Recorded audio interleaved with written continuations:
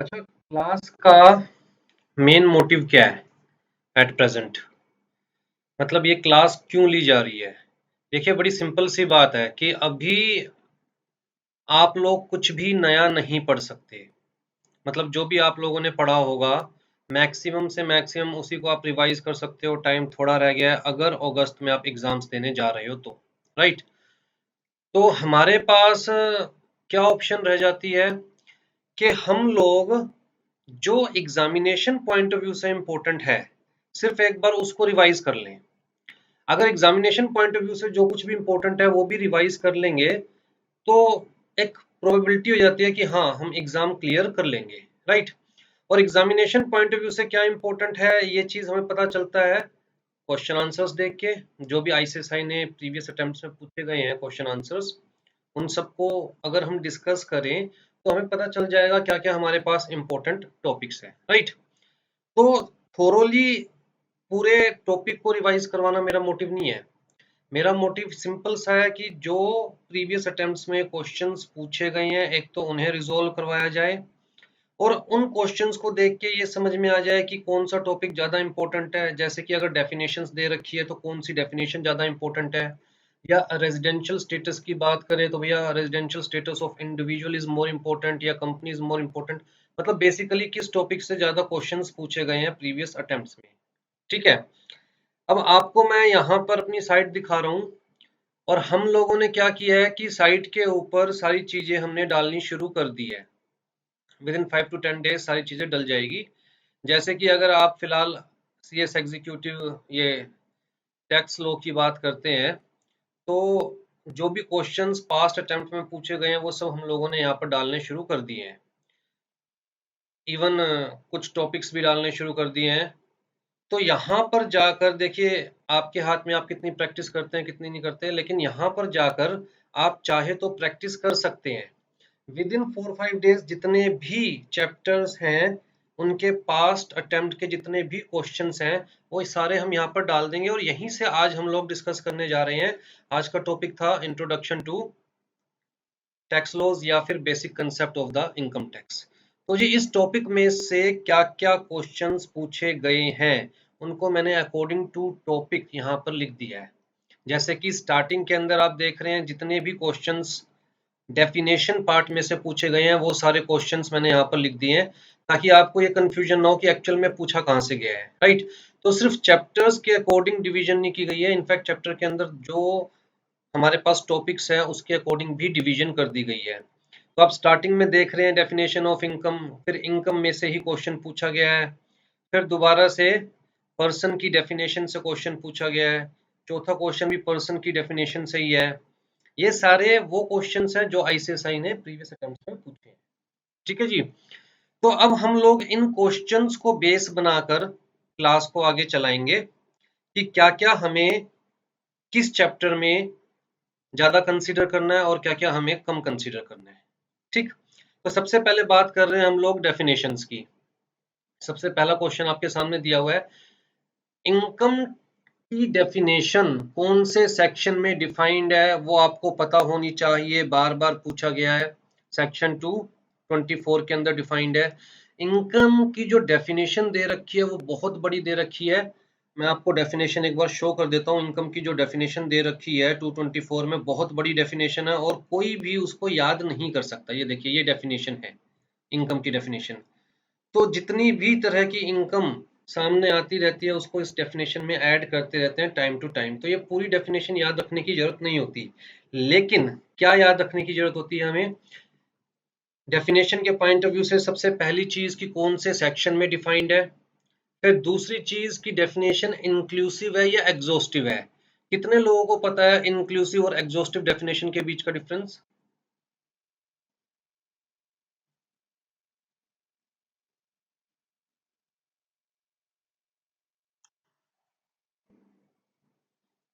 बोलिए रिया।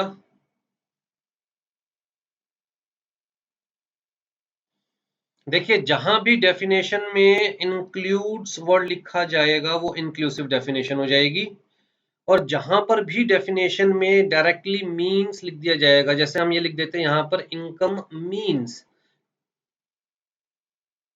तो ये एग्जॉस्टिव हो जाती है। इंक्लूसिव का मतलब कि जो भी डेफिनेशन की लिस्ट में दिया गया है वो सारे आइटम्स तो इंक्लूड होंगे ही होंगे।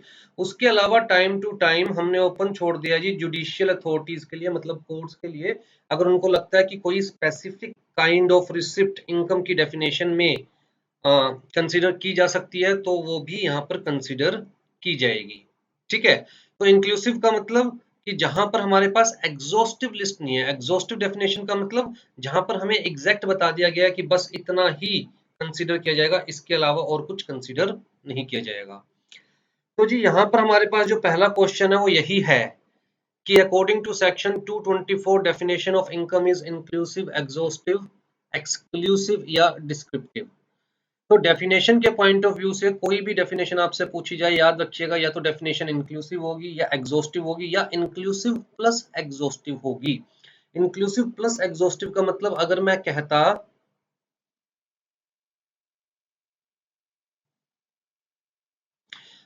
कहता कि जी इनकम मीन्स एंड इंक्लूड्स, तो इसका मतलब हमने ये भी बता रखा है कि इनकम की डेफिनेशन में ये चीज तो आएगी ही आएगी, प्लस हमने ये बता रखा है कि भाई इसको भी इनकम की डेफिनेशन में कंसीडर किया जा सकता है, उसके अलावा और भी आइटम्स को इनकम की डेफिनेशन में कंसीडर किया जा सकता है। अभी हमें याद नहीं आ रहा और कौन कौन से आइटम को किया जा सकता है, लेकिन हमने डेफिनेशन को ओपन छोड़ दिया है। ठीक है, तो यहां पर करेक्ट आंसर क्या हो गया हमारे पास?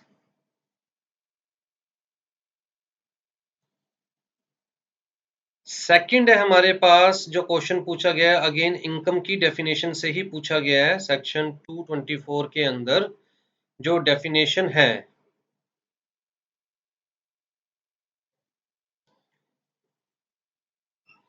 उसमें क्या क्या इंक्लूड किया जाएगा। अब मैंने आपको डेफिनेशन दिखाई थी कि लिस्ट बहुत लंबी है, आप सारी चीजें याद नहीं रख सकते, लेकिन जनरल चीजें आप याद रख सकते हैं। अगर आपको एक कॉमन सेंस है कि इनकम टैक्स में क्या क्या टैक्सेबल होता है तो आप बड़ी इजीली डिटरमाइन कर सकते हैं कि इसका आंसर क्या होगा। इन्होंने क्या कह रखा है कि the profit and gains of a banking business carried on by a cooperative society with its members. तो क्या ये हमारे पास इंक्लूड होगी या नहीं होगी, कैसे पता चलेगा? जब कोऑपरेटिव सोसाइटी की जो इनकम है उसके बारे में आपको पता होगा। चैप्टर नंबर 7 के अंदर हर पर्सन की टैक्सेबिलिटी दी गई है, इंडिविजुअल की टैक्सेबिलिटी दी गई है, कंपनी की, पार्टनरशिप की, कोऑपरेटिव सोसाइटी की, राइट। उसके अलावा हमारे पास एक सेक्शन 10 है जहां बताया जाता है कि भैया कौन कौन सी इनकम टैक्सेबल नहीं होगी। उसके अलावा हमारे पास कुछ कंडीशंस होती है कि भाई ये पर्टिकुलर इनकम टैक्सेबल होगी या नहीं होगी। तो यहाँ पर आपको कोई इसका आंसर देना चाहेगा कौन कौन सी इनकम टैक्सेबल है? The profits and gains of business, banking business carried on by a cooperative society with its members,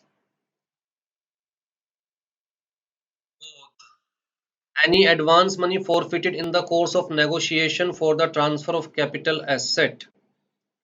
ये कौन सी इनकम होती है? Any advance money forfeited in the course of negotiation for the transfer of capital asset.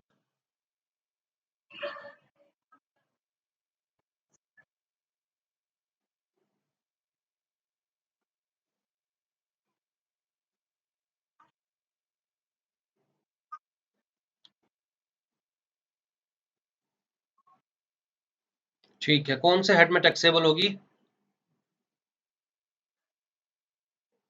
और पहली वाली income the profit and gains of a business, banking business carried on by cooperative. Hmm, ठीक है, चलो जी, आप कह रहे हो बोथ तो बोथ पे टिक कर देते हैं। आ जाओ जी। हाँ जी, एज पर सेक्शन 231, तो 231 में कौन डिफाइंड है? कहता है जी पर्सन की डेफिनेशन है। सेक्शन 231 किसकी डेफिनेशन है? पर्सन की। देखिए एक चीज तो पक्का है कि दो क्वेश्चंस हमारे पास इनकम की डेफिनेशन में से आए हैं, तो इनकम की डेफिनेशन इंपॉर्टेंट है, लेकिन दोबारा कि आप सारी चीजें याद नहीं रख सकते, डेफिनेशन बहुत लेंथी है, राइट। लेकिन वहां पर आपकी कॉमन सेंस वर्क करेगी अगर आप लोगों ने बाकी कंटेंट पढ़ा हुआ है तो। आपको बस क्या याद रखना है कि भैया सेक्शन नंबर कौन सा है, इंक्लूसिव है या एग्जॉस्टिव है। बाकी इनकम में क्या आता है मैंने आपको बता रखा है कि इनकम टैक्स एक्ट के पॉइंट ऑफ व्यू से इनकम के अंदर हर वो इनकम आती है जो स्पेसिफिकली एग्जम्प्टेड नहीं है।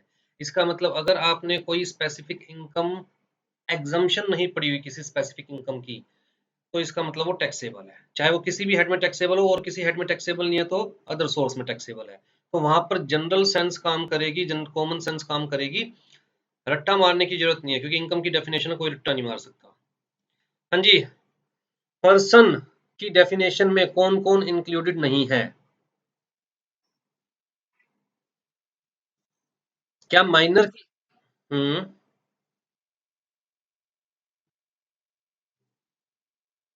Company, company is an artificial person, company is an artificial person, company तो होगी ही होगी टैक्सेबल। पर्सन की डेफिनेशन में कंपनी तो है ही।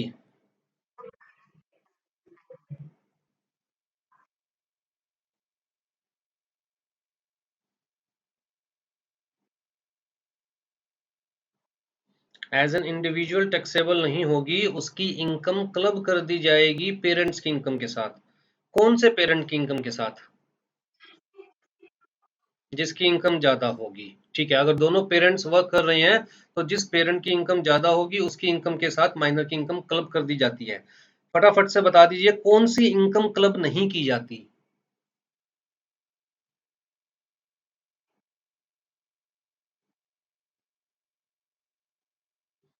ठीक है, जिसके अंदर उसका स्किल या टैलेंट यूज हो रहा है। अगर ऐसी कोई इनकम माइनर अर्न करता है तो उसे क्लब नहीं किया जाता। Very good. तो यहाँ पर हम माइनर को टिक कर सकते हैं। ठीक है जी। वैसे मैं आपको बता दूं, जब मैं पढ़ाता हूं तो जब अगर मैं स्लाइड दिखाता हूं आपको, जैसे कि मैं आपको दिखाता हूं, जब मैं स्लाइड दिखाता हूं तो स्लाइड के अंदर इंडिविजुअल की डेफिनेशन में मैं सारे दिखाता हूं, मेजर है, माइनर है, उन सबको मैं कंसीडर करता हूं।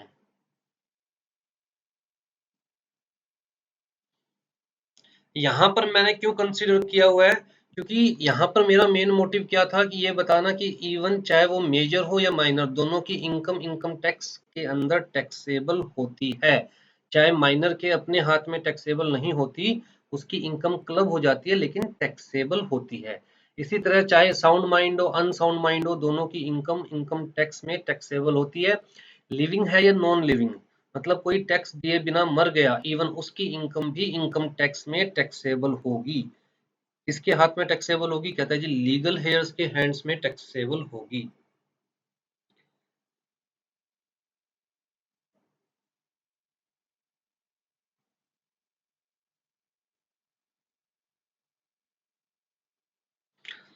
आ जाओ जी। A municipal committee legally entitled to manage and control a municipal fund is chargeable to income tax in the status of।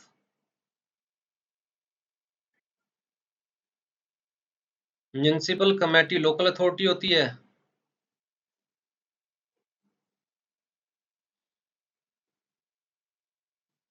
बोलिए पूजा, आपकी वॉइस आई नहीं है, दोबारा बोलिए।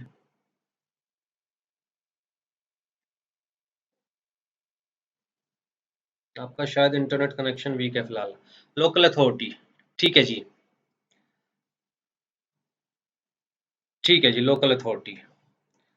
आ जाइए जी। अच्छा, आर्टिफिशियल जुडिशियल पर्सन, अगर मैं कहूं डीयू, दिल्ली यूनिवर्सिटी, वो किस में कंसीडर की जाएगी? दिल्ली यूनिवर्सिटी, मैं दोबारा से पर्सन की डेफिनेशन दिखा देता हूं, दिल्ली यूनिवर्सिटी कहां पर कंसीडर की जाएगी?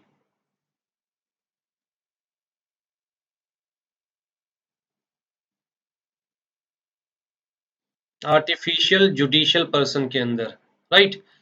और अगर कोई भगवान के नाम पर कमा रहा है, भूत प्रेत के नाम पर कमा रहा है, उसे कहां पर कंसीडर किया जाएगा? आर्टिफिशियल जुडिशियल पर्सन, ठीक है जी। अच्छा, पार्टनरशिप फर्म अगर अनरजिस्टर्ड है तो क्या उसकी टैक्सेबिलिटी पर कोई फर्क पड़ता है?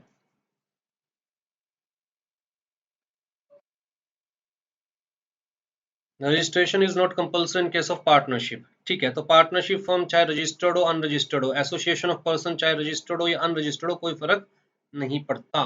बॉडी ऑफ इंडिविजुअल और एसोसिएशन ऑफ पर्सन में क्या डिफरेंस है?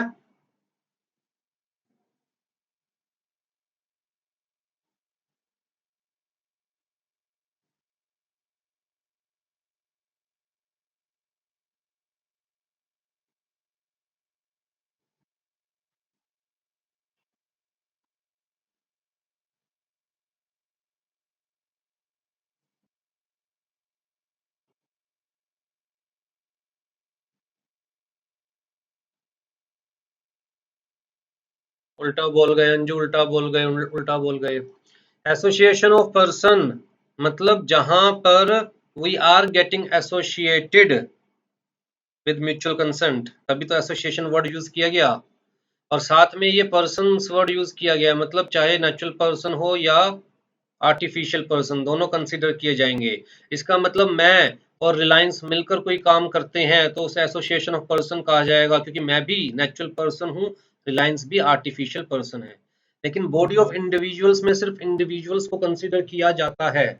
तो बॉडी ऑफ इंडिविजुअल्स के केस में हम कहते हैं जी, अगर कोई पॉलिटिकल पार्टी है, मैं भी फॉलो कर रहा हूँ, आप भी फॉलो कर रहे हैं, चाहे हम एक दूसरे को जानते भी नहीं, फिर भी we are under the same umbrella, that is body of individuals. ठीक है जी, आ जाइए दोबारा क्वेश्चन पे आ जाइए। हाँ जी, एसएससी मीन्स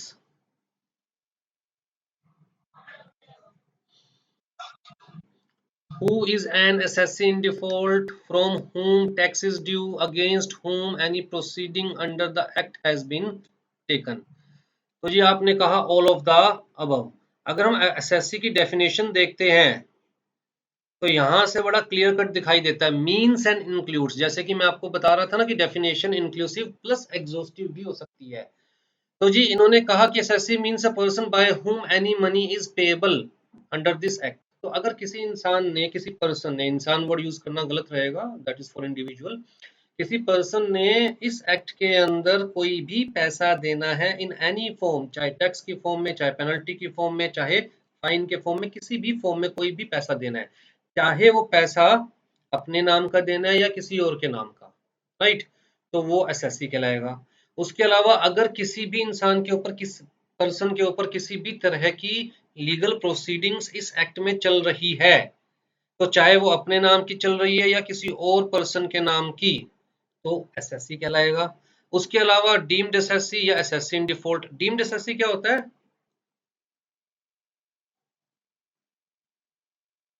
डीम्ड एसएससी क्या होता है?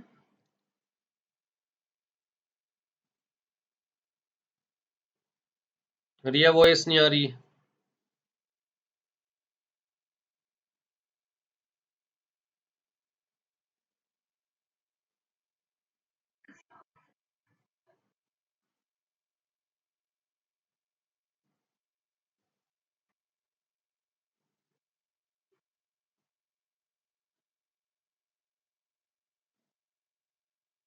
डीम्ड एसएससी माना जाएगा।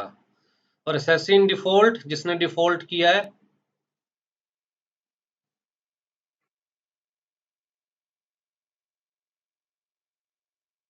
जैसे सिंपल सा एग्जांपल लेके चलते हैं, आपने बाहर किसी को सैलरी दी है, इनकम टैक्स ने कहा है कि भैया बाहर पैसे देने से पहले आप टीडीएस इंडिया में डिडक्ट कर लेंगे, आपने डिडक्ट नहीं किया तो you are assessee in default, उस पैसों के लिए you are assessee in default, right.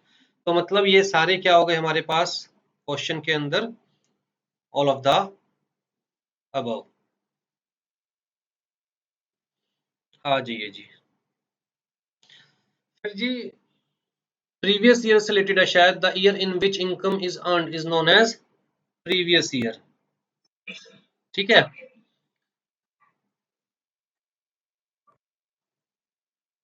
बाबू जिस ईयर में हम लोग इनकम अर्न कर रहे हैं दैट इज प्रीवियस ईयर, उससे नेक्स्ट ईयर में हम लोग असेस करते हैं अपनी इनकम को, that is assessment year.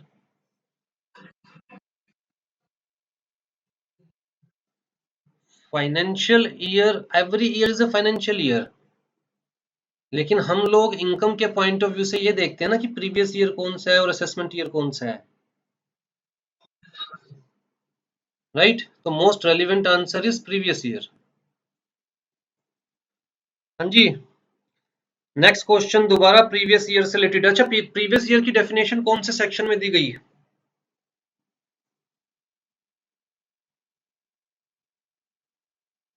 Come on यार, प्रीवियस ईयर की डेफिनेशन कौन से सेक्शन में दी गई?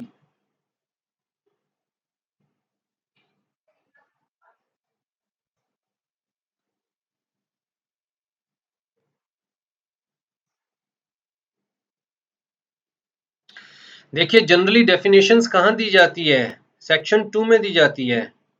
लेकिन प्रीवियस ईयर को कहाँ डिफाइन किया गया है? सेक्शन 3 में डिफाइन किया गया है। ठीक है।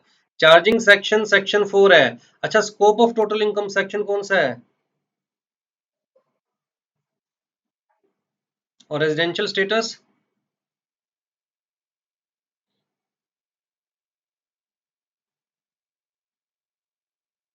सेक्शन 6। Residential status section. तो कम से कम ये 5-6 सेक्शंस तो आपको इंट्रोडक्शन के पॉइंट ऑफ व्यू से याद होने चाहिए। पहला सेक्शन जहां पर बताया गया है कि इनकम मतलब डेफिनेशन का वो नेम, कमेंसमेंट, एक्सटेंट, ये सब फर्स्ट सेक्शन में दिया होता है। सेकंड सेक्शन डेफिनेशन होती है। Third section previous year. Fourth section हमारे पास charge of income tax. Fifth section scope of total income. Six section residential status. अच्छा, income tax act 1961 is applicable from, कब से एनफोर्स हुआ था ये?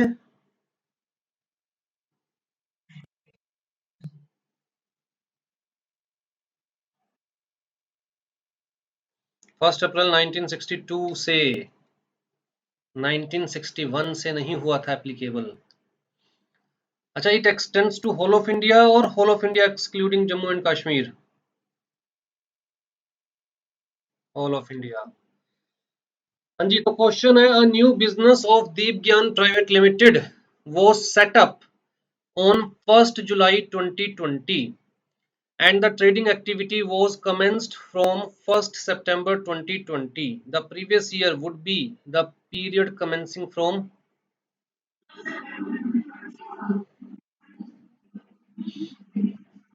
दो चीजें दी गई और दो चीजें दिमाग में रखनी है। पहली चीज क्या कि सेटअप कब हुआ, और दूसरी चीज क्या कि कमेंस कब हुआ।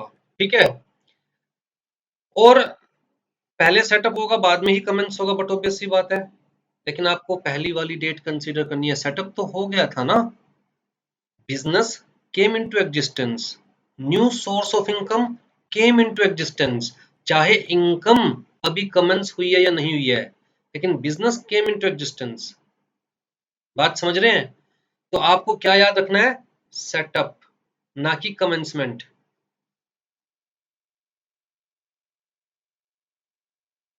तो स्लाइड याद है जो आपको?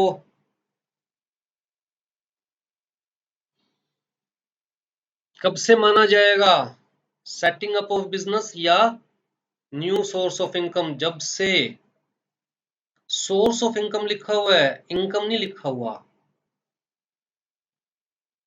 तो कमेंसमेंट की डेट नहीं देखनी है, सेटअप सेटिंग अप बिजनेस की डेट देखनी है। याद रहेगा?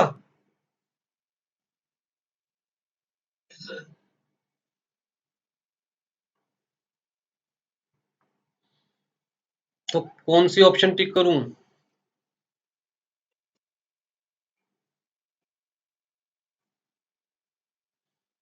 ठीक है जी।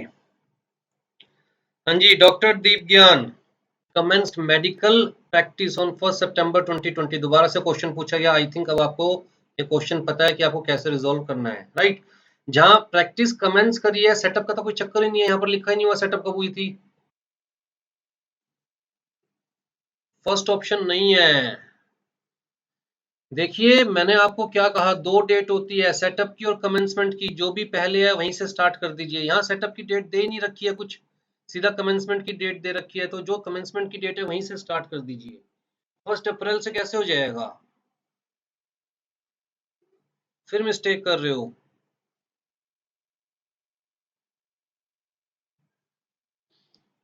हाँ जी। तो अब यहाँ पर हमारे पास जितने भी क्वेश्चंस आए डेफिनेशंस में से, तो उसने बताया जी एक तो पर्सन की डेफिनेशन ज्यादा इंपॉर्टेंट है जो आपको डीपली पढ़नी है, समझनी है। दूसरा, प्रीवियस ईयर की डेफिनेशंस में से भी 2-3 क्वेश्चंस पूछे गए हैं, इनफैक्ट 3 क्वेश्चंस पूछे गए हैं प्रीवियस ईयर की डेफिनेशन में से, तो इसको अच्छे से दिमाग में रखना है। ठीक, ये क्या हो गया, kind of important topics for exams.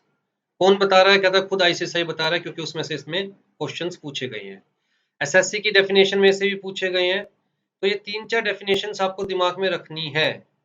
ठीक, हाँ जी। Normal rates of income tax are prescribed in, अब जी इनकम टैक्स रेट्स की बात की जा रही है।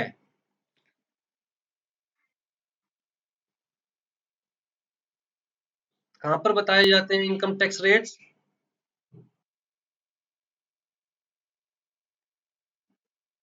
ठीक है जी। तो आपने कहा finance act for the current year. अब मेरे क्वेश्चन का जवाब दीजिएगा कि फाइनेंस एक्ट के कौन से शेड्यूल में रेट्स बताए जाते हैं?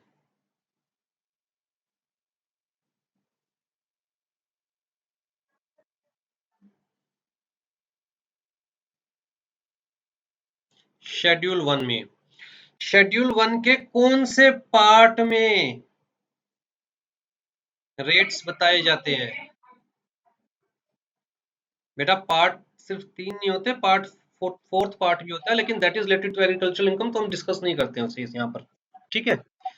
हाँ, तो पार्ट 1 आपने कहा, पार्ट 1 में कौन से रेट्स बताए जा रहे हैं?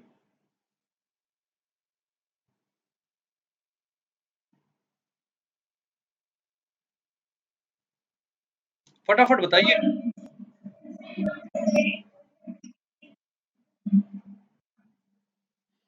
पार्ट 1 के अंदर कहता है जी जो करंट असेसमेंट ईयर में टैक्स रेट एप्लीकेबल है वो बताए जाते हैं।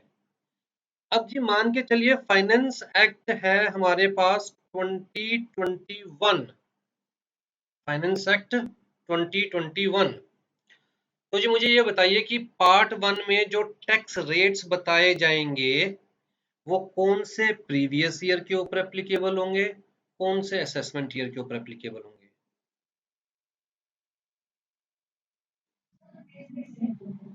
कौन से?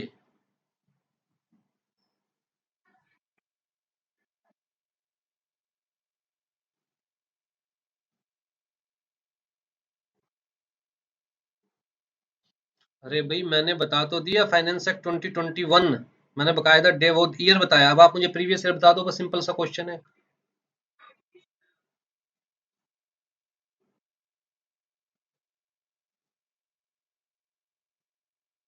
21 22 क्या है, प्रीवियस ईयर है या असेसमेंट ईयर है? असेसमेंट ईयर होगा 2021 22, प्रीवियस ईयर क्या होगा? 2020 21। ये चीज याद रखिएगा कि भैया जब पूरा प्रीवियस ईयर खत्म हो जाता है, गवर्नमेंट के पास एडवांस टैक्स जाता है, याद है ना? गवर्नमेंट के पास टीडीएस जाता है, गवर्नमेंट के पास एडवांस टैक्स जाता है। एक एस्टिमेट हो जाता है गवर्नमेंट को कि भैया हाँ इतना हमारे पास टैक्स आ सकता है, इतना हमारा आगे का खर्चा है। तो जब ये क्लियर हो जाता है कि यार हमारा आगे का खर्चा है 10,000 रुपये और कितनी इनकम लोगों की हुई है, थोड़ा सा एक एस्टिमेट गवर्नमेंट को लग जाता है कि 1 लाख रुपए इनकम हुई है, तो इसके ऊपर कितना टैक्स लगाया जाए कि हमें 10,000 रुपये मिल जाए। तो कितना लगाया जाए? 10%, तो हमें कितना मिल जाएगा? 10,000 रुपये। अब ये 10% टैक्स लगाया जाए कि हमारा खर्चा पूरा हो जाए, ये कैसे पता चल सकता है? कहता है जब ये प्रीवियस ईयर खत्म हो जाएगा और गवर्नमेंट को पता चलेगा कि कितनी एस्टिमेटेड इनकम है।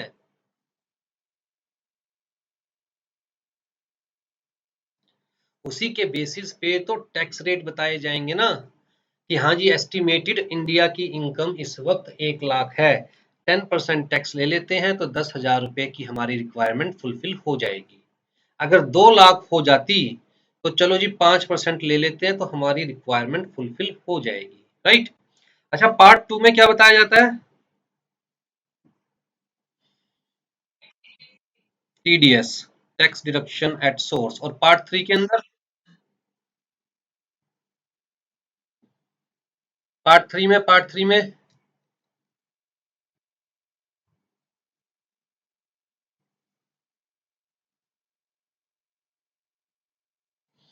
मतलब कि फाइनेंशियल ईयर 2021-22 में जो एडवांस टैक्स लिया जाएगा वो किस रेट पे लिया जाएगा, क्योंकि जो इस फाइनेंशियल ईयर में इनकम होगी वो एक्चुअल में टैक्सेबल कब होगी, कहता है 22-23 में।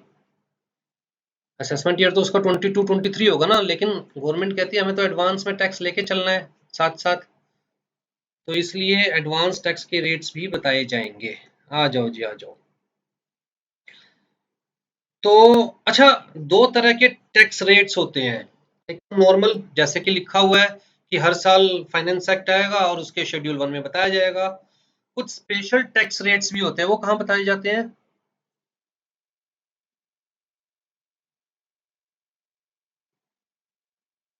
होते हैं ना कुछ केसेस के अंदर स्पेशल टैक्स रेट्स एप्लीकेबल है।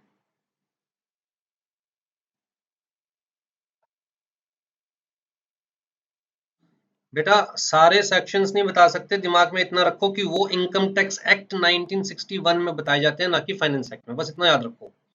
इनकम टैक्स एक्ट 1961 के सेक्शंस में बताए जाते हैं, जबकि नॉर्मल जो रेट्स हैं, टैक्स रेट्स, वो फाइनेंस एक्ट में बताए जाते हैं। आ जाओ जी, आ जाओ। अब अगला क्वेश्चन है, mister Deepgyan being an individual resident in India is entitled to a deduction from the amount of income tax on his total income which is chargeable for an assessment year of an amount equal to 100% of such income or a lesser amount। बताओ जी, ये किसकी बात कर रहे हैं?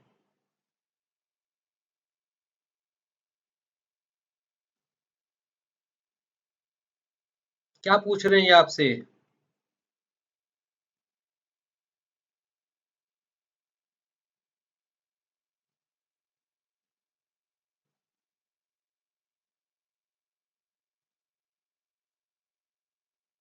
हद हो गया, क्वेश्चन नहीं समझ में आया क्या?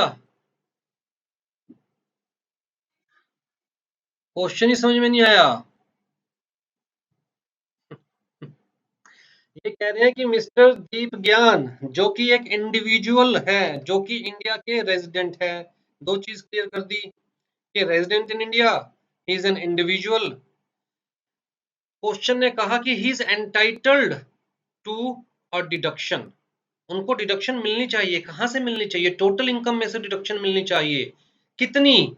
100% ऑफ सच इनकम और lesser amount. 100% of such income और लेसर अमाउंट। तो बेटा ये डिडक्शन कहां मिलती है?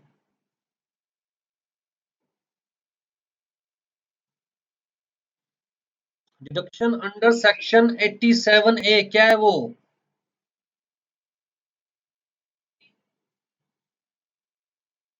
रिबेट।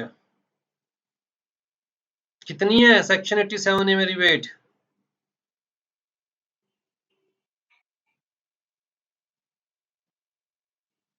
5 लाख और? बेटा 5 लाख से ज्यादा इनकम नहीं होनी चाहिए, तब ये रिबेट मिलती है। और मैक्सिमम रिबेट कितनी मिल सकती है? 12,500। ठीक है जी। इसको साथ साथ टॉपिक को कवर कर लेते हैं, और वो भी डायरेक्ट आपकी बुक से, जो कि लेटेस्ट आईसीएसआई ने अपलोड करी है, ताकि कोई पंगा ना रहे।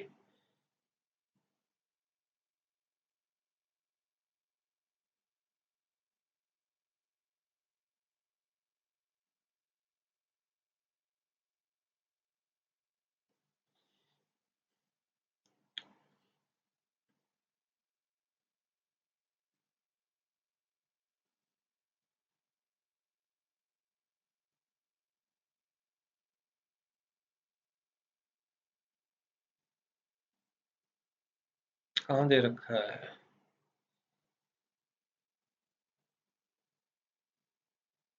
नहीं दे रखा है क्या?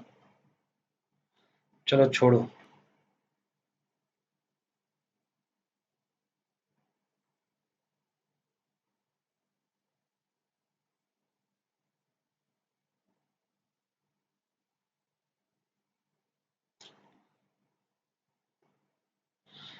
तो सेक्शन कौन सा हमारा 87A। ठीक है जी। किसको रिबेट मिलती है? सबसे पहले चीज ये दिमाग में रखिएगा, सबको नहीं मिलती, सिर्फ किसको मिलती है? ऐसा नहीं है कि एचयूएफ को भी मिले, बाकी किसी को भी मिले, सिर्फ इंडिविजुअल को। कौन से इंडिविजुअल को? दूसरी कंडीशन याद में रखिएगा, कब मिलती है? जब उस इंडिविजुअल की total income does not exceed 5 lakh rupees. अगर 5 लाख रुपीज से ज्यादा टोटल इनकम है तो ये रिबेट नहीं मिलेगी। तो कितनी मिलेगी? कहता है जी मान के चलिए आपका टोटल टैक्स बन रहा है 12,000 रुपए, तो रिबेट कितनी मिलने वाली है? 12,000 की। अगर आपका टोटल टैक्स बन रहा है लेट से 15,000 रुपए, तो मैक्सिमम रिबेट कितनी बता रखी है? बाकी आपको टैक्स पे करना पड़ेगा। तो ये 100% ऑफ सच इनकम टैक्स और 12,500 विच एवर इज लेस। ठीक है जी। अब यहाँ पर कुछ पॉइंट्स हैं जो दिमाग में रखने बड़े जरूरी है।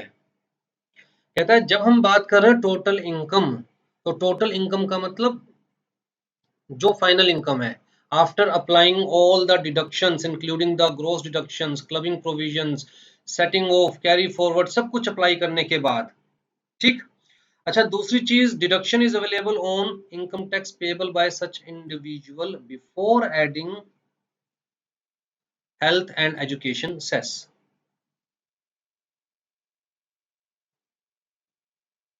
समझ रहे हो?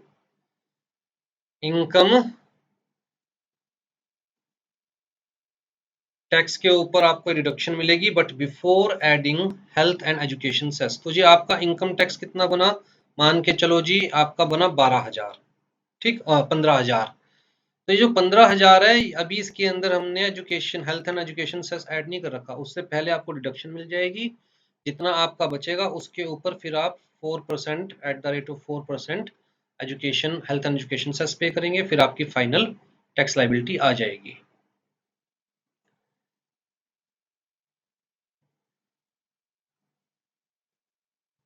सेक्शन याद रहेगा? चलो जी चलो, अगला क्वेश्चन भी इसी से रिलेटेड है।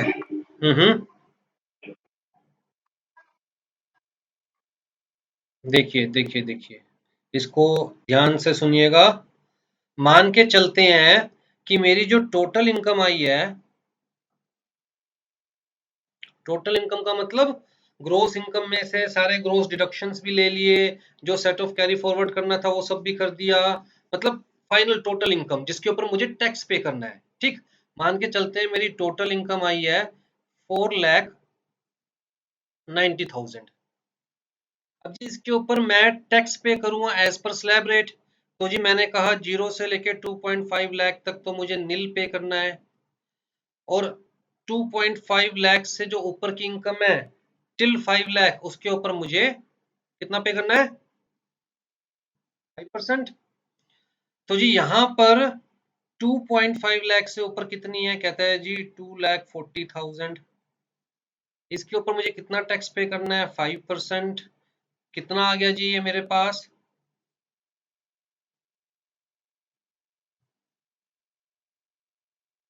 बात समझ रहे हो कितना आ गया मेरा? 12,000। क्या मैं इंडिविजुअल हूं? The answer is yes.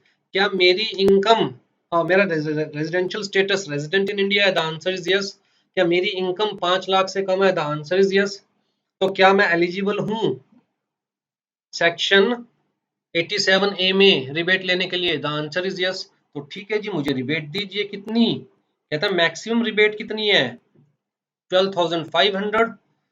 तो जी मैक्सिमम और income tax payable bye me which ever is less, तो मतलब मुझे पूरी 12,000 की रिबेट मिल जाएगी और मुझे कोई टैक्स पे नहीं करना। यहाँ तक क्लियर है आपका? ठीक।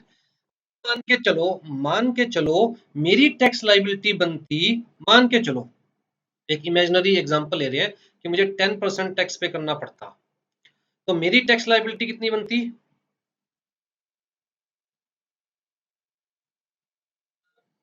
ठीक। अब यहां पर मैं अभी भी एलिजिबल हूं रिबेट के लिए, क्योंकि तीनों कंडीशन सेटिस्फाई हो रही है। I am N individual resident in India having total income less than 5 lakh rupees, तो अभी भी एलिजिबल हूं मैं। ठीक है जी, तो मैक्सिमम कितना रिबेट मिलेगा मुझे? अब मेरी टैक्स लाइबिलिटी क्या रह गई?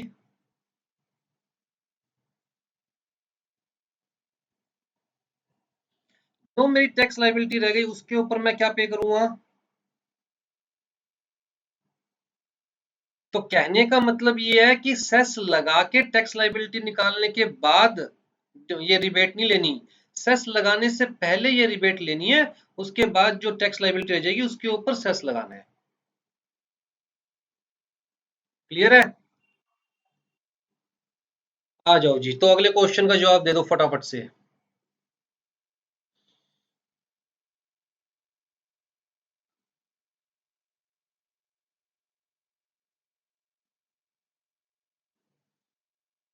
आपने एक चीज नोट करी, अभी तक हमने जितने भी क्वेश्चंस करे हैं, कोई भी ऐसा क्वेश्चन नहीं है जो आउट ऑफ दिस वर्ल्ड हो। अगर आपको एक्चुअल में आपने पढ़ाई कर रखी है और आपको थोड़ी सी भी नॉलेज है, तो आप चीजों को बहुत इजीली रिजोल्व कर सकते हो। अगला क्वेश्चन का जवाब दो।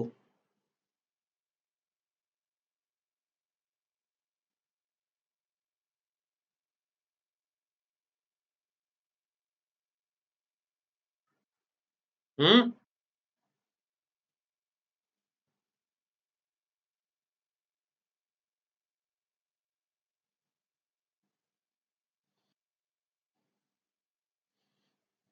बाबू अभी तो मैंने एग्जांपल दिया 4,90,000 का।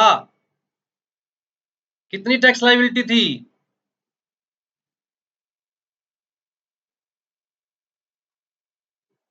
कितनी टैक्स लाइबिलिटी थी? कहता है जी 2,40,000 के ऊपर 5%, तो कितनी टैक्स लाइबिलिटी बनेगी मेरी? 12,000। तो मैक्सिमम कितना रिबेट ले सकता हूं मैं? Maximum 12,000।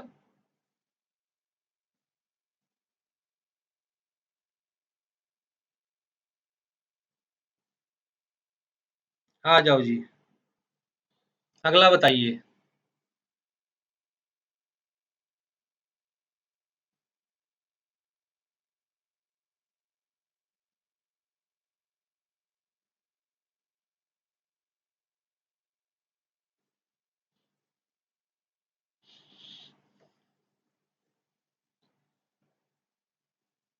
Total income tax including the education cess, मतलब हेल्थ एंड एजुकेशन सेस, क्योंकि ये पुराने ईयर्स के क्वेश्चंस हैं, तो इनको as per assessment year 2020 21 22 amend किया गया है। तो यहाँ पर एजुकेशन सेस का मतलब क्या है? Health and education cess. In case of resident individual aged 58 whose computed total income is 4,40,000, कितना आएगा? फटाफट से कैलकुलेट करके बताइए, कौन बताएगा?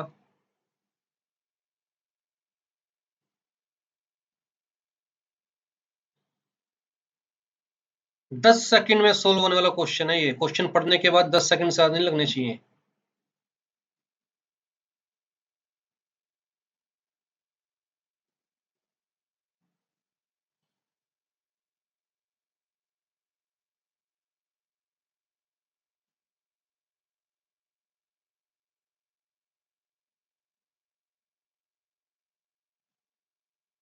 क्या कैलकुलेटर लेके बैठ गए क्या?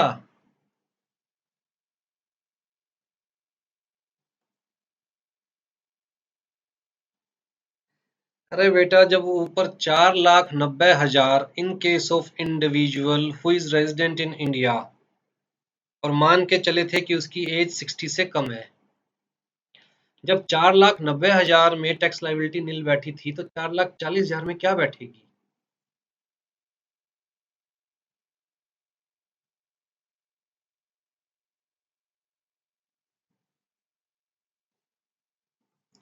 पहले 2.5 लाख क्या है? एग्जम्प्टेड, मतलब कोई टैक्स पे नहीं करना। कितना रह गया?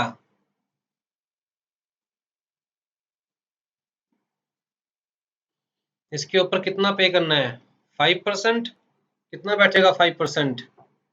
19,000 को हाफ कीजिए।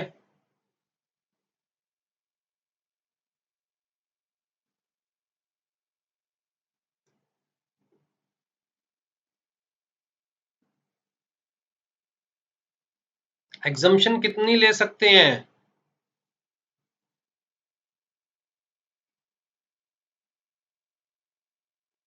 तो कितना टैक्स पे करना है?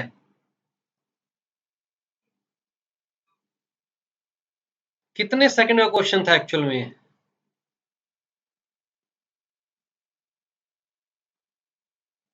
अगला क्वेश्चन बताइए।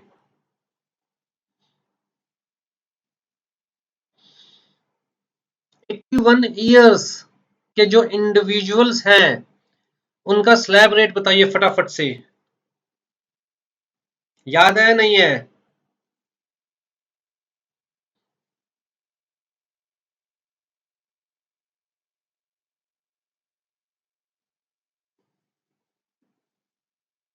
स्लैब रेट तो याद रहना चाहिए ना। Normal individual means less than 60, कितना होगा उसके लिए? कहता है जी 2.5 नील। उसके बाद 5 लाख तक 5%। उसके बाद 5 से 10 के बीच में 20% और 10 लाख से ऊपर 30%।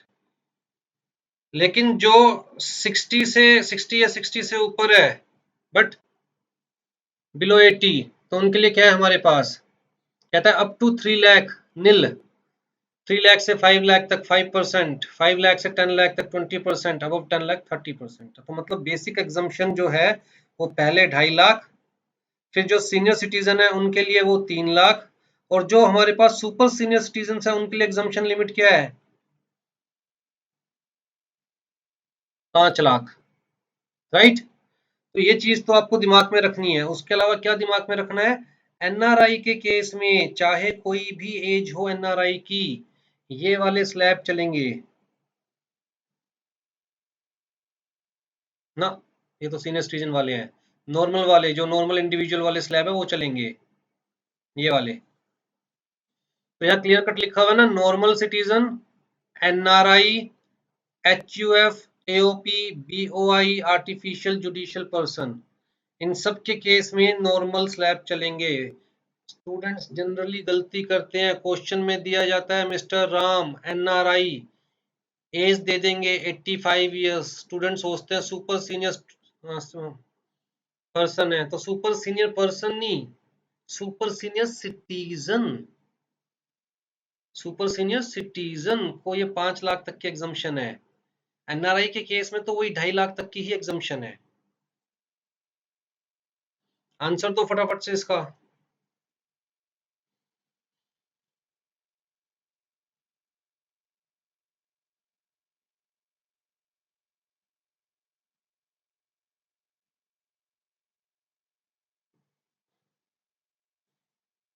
सिर्फ 30 सेकंड के अंदर आंसर आ जाना चाहिए इसका।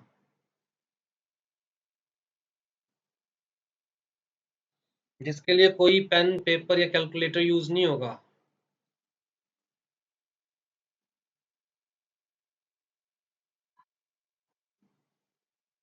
फोर वन सिक्स जीरो कहता है पहले 5 लाख तक तो एग्जम्पशन है, तो ऊपर का 20,000 ही टैक्सेबल है।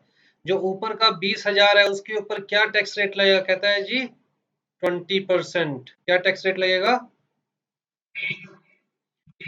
तो 20,000 का 20%, 4,000, उसके ऊपर 4% एजुकेशन सेस 160।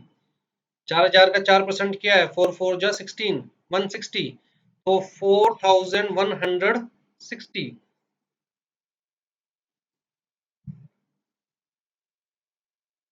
अगला क्वेश्चन बताइए जी।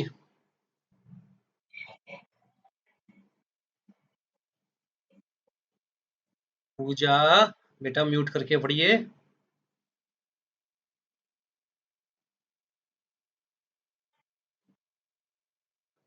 3 लाख।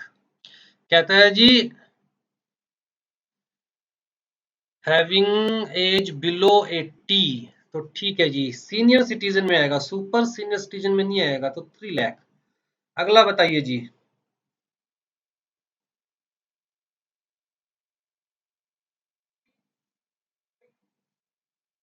नॉन रेजिडेंट इंडिविजुअल है, चाहे सीनियर सिटीजन हो चाहे सुपर सीनियर सिटीजन हो, कोई फर्क नहीं पड़ता।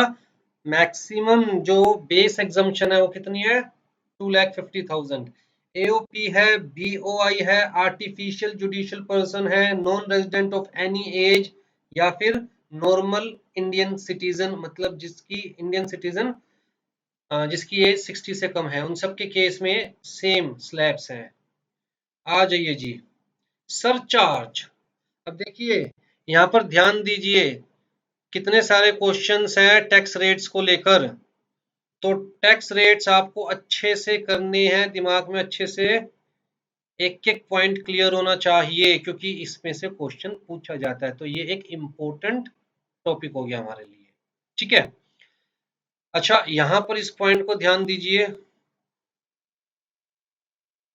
जो कि ये कहता है कि भैया, क्या कह रहा है ये, a person born on 1st April would be considered to have attained a particular age on 31st March।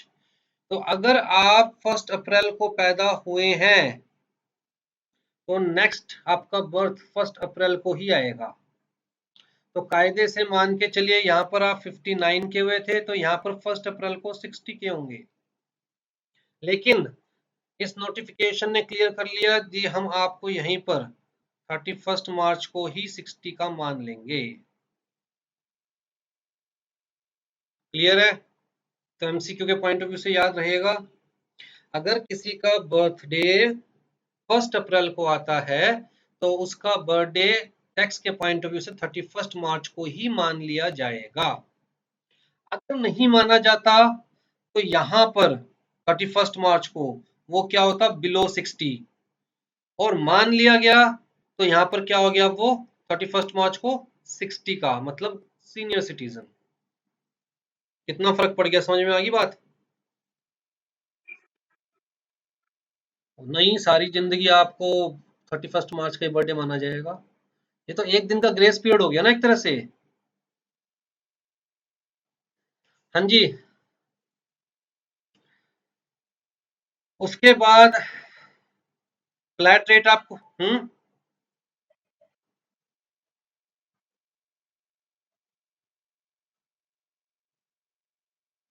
बाबू 1 अप्रैल का इसलिए कंसीडर करना है ना, क्योंकि 1 अप्रैल को हमारा फाइनेंशियल ईयर चेंज हो जाता है। बाकी किसी डे पे फाइनेंशियल ईयर थोड़ा ना चेंज होता है। हाँ जी। फ्लैट रेट ऑफ टैक्सेशन कहता है जी, फर्म्स है, लोकल अथॉरिटीज है, डोमेस्टिक कंपनीज है, फॉरेन कंपनीज है, सबको फ्लैट 30% टैक्स पे करना होता है। फॉरेन कंपनी को 40% टैक्स पे करना होता है, ठीक है। लेकिन लेकिन मैंने यहाँ पर सेव भी किया था, वो डिलीट हो गया। कोई नहीं, बुक से दिखाता हूँ आपको। ये वाले डोमेस्टिक कंपनी केस में टैक्स रेट याद रखने पड़ेंगे। कहता है जी, नॉर्मल डोमेस्टिक कंपनी है, मतलब जो यहाँ पर कहीं पर भी नहीं आ रही, उसको तो 30% देना है। फॉरेन कंपनी है, उसको 40% देना है। लेकिन जिस डोमेस्टिक कंपनी ने सेक्शन 115 बी ए ऑप्ट किया है, उसके ऊपर कितना है, 25%। अब ये क्या है, ये जब कंपनीज वाला नेक्स्ट हमारी क्लास जो होगी वो उसी के ऊपर होगी, राइट। तो उसमें बताऊंगा।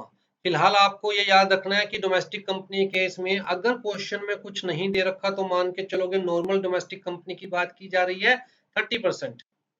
अगर फॉरेन कंपनी की बात की जा रही है 40% फ्लैट। लेकिन अगर क्वेश्चन में स्पेसिफिकली दे रखा है तो ये आपको याद होने चाहिए, राइट। तो यहाँ पर अलग अलग टैक्स रेट्स आ गए हमारे पास। अगर डोमेस्टिक कंपनी ने इस सेक्शन में ऑप्ट किया हुआ है तो 25%, इस सेक्शन में ऑप्ट किया हुआ है तो 22%, इस सेक्शन में ऑप्ट किया हुआ है तो 15%, राइट। इवन इसके बेसिस पर एमसीक्यूज भी पूछे गए हैं प्रीवियस अटेम्प्ट्स में, और इसके बेसिस के ऊपर जो एमसीक्यूज में प्रैक्टिकल क्वेश्चन से पूछे गए हैं, आपको टोटल इनकम या टोटल इनकम टैक्स निकालने के लिए क्वेश्चन दिया जाएगा। तो आपको एग्जैक्टली याद होने चाहिए, ठीक है जी। आपकी बुक में दे रखा है ये, पेज नंबर 72 पर। उसके अलावा कोऑपरेटिव सोसाइटी का स्लैब रेट आपको याद होना चाहिए कि पहले 10,000 पर 10%, उसके बाद 10,000 से लेके 20,000 पर 20%, फिर 20,000 से ऊपर इनकम है तो 30%। तो जनरली पूछा जाता है क्या कोऑपरेटिव सोसाइटी के केस में बेसिक एग्जम्पशन लिमिट है, just like in case of individuals? The answer is no. Cooperative society को चाहे फ्लैट रेट पर टैक्स नहीं देना, स्लैब के हिसाब से टैक्स देना है, लेकिन स्टिल इनको कोई एग्जम्पशन नहीं दी गई। 1 रुपया भी कमाएंगे तो पहले 10,000 में कवर हो गए तो उसके ऊपर 10% टैक्स पे करना पड़ेगा, ठीक है। ये याद रखने की चीज है। उसके बाद आता है जी सरचार्ज। सरचार्ज जरूर याद रखिएगा, बार बार क्वेश्चंस पूछे गए हैं सरचार्ज में से।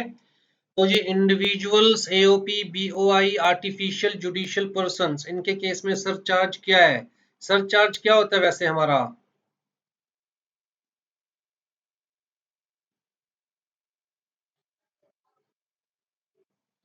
Super tax. नोट्स में सुपर टैक्स लिखा हुआ है, टैक्स ऑन टैक्स याद रखिए।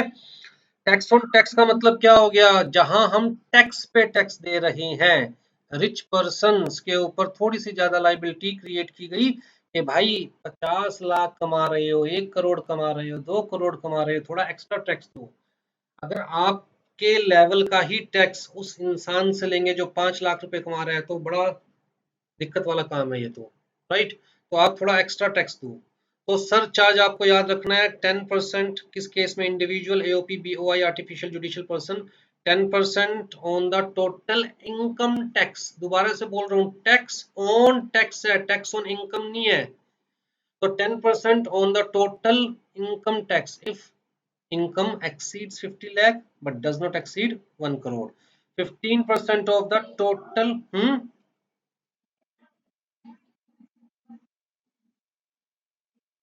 टैक्स। नहीं, टैक्स ऑन इनकम टैक्स, अगर टैक्स ऑन इनकम टैक्स का मतलब भी वही बात होगी, टैक्स ऑन टैक्स का मतलब भी वही बात होगी। ठीक है ना? हाँ जी, 1 करोड़ से लेके 2 करोड़ के बीच में है तो भैया 15%, 2 से 5 करोड़ के बीच में 25%, 5 करोड़ से ज्यादा इनकम 37%। तो individual, AOP, BOI, artificial judicial person के केस में 4 स्लैब्स हैं सरचार्ज के। Local authority, firms, cooperative society कहता है जी एक ही स्लैब है 12% if total income exceeds 1 crore. ठीक है। डोमेस्टिक कंपनी केस में 2 स्लैब्स है, फॉरेन कंपनी केस में 2 स्लैब्स है। डोमेस्टिक कंपनी केस में 7%, 12%। 1 करोड़ से इनकम एक्सीड कर रही है बट अप टू 10 करोड़ है इनकम तो 7%। अगर 10 करोड़ से भी एक्सीड कर रही है तो 12% सरचार्ज। इसी तरह फॉरेन कंपनी केस में 2%, अगर 1 करोड़ तक इनकम है, 1 करोड़ से एक्सीड कर रही है बट अप टू 10 करोड़।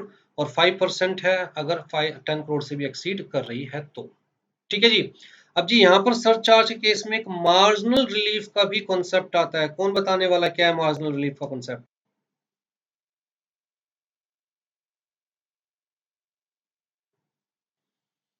मान के चलते हैं कि कोई फर्म है, उसकी इनकम है 1 करोड़। कितनी जीरो आती है 1 करोड़ में?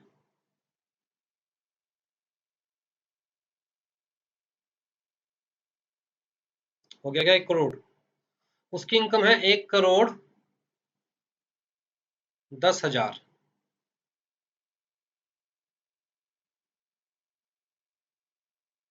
तो क्या इस फर्म के ऊपर सरचार्ज एप्लीकेबल है?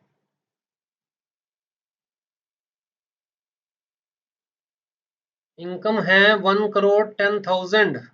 क्या फर्म के ऊपर सरचार्ज एप्लीकेबल हैगा?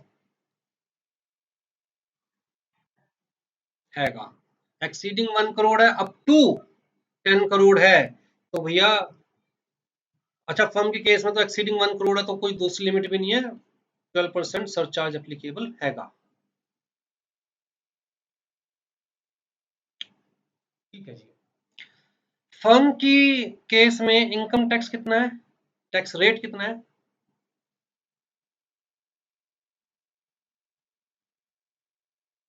टैक्स रेट क्या है फर्म का?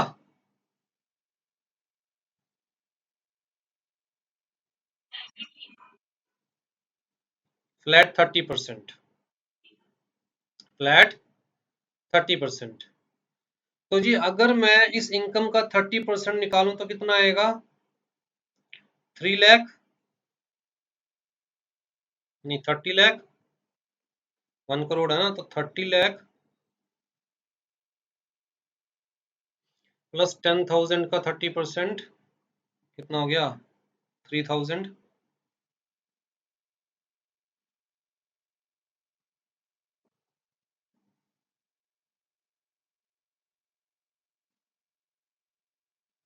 मैंने जो लिखा वो समझ में आ गया मैंने क्या किया है? मैंने और कुछ नहीं किया, इसका 30% निकाला है। तो ये क्या है?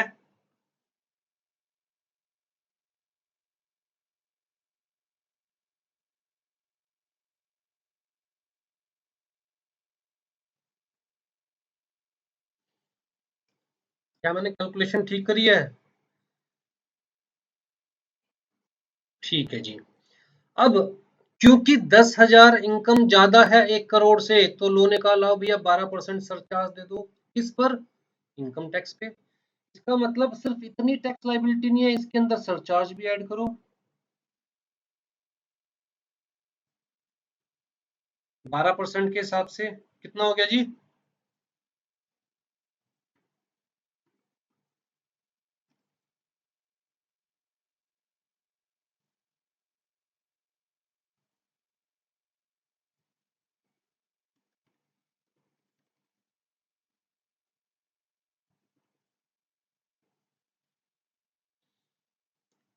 360 360।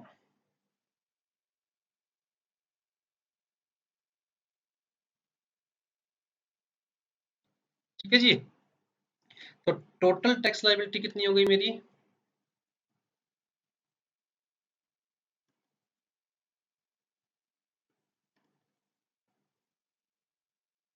3363360।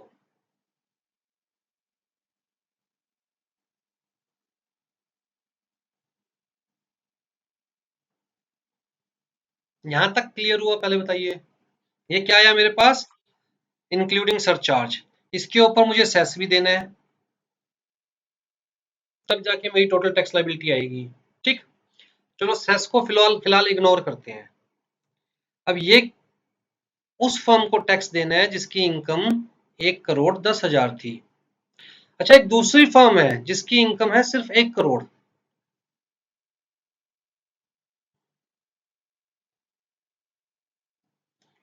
अब क्योंकि इनकम नॉट एक्सीडिंग 1 करोड़ है, 1 करोड़ ही है सिर्फ, उससे ज्यादा नहीं है, तो इसको सरचार्ज देना है। The answer is no. Tax कितना पे करना है? 30%। तो कितना टैक्स हो गया?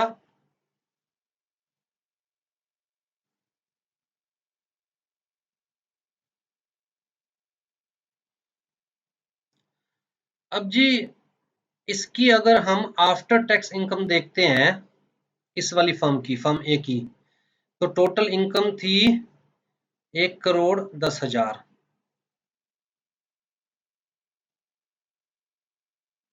टैक्स बना इसका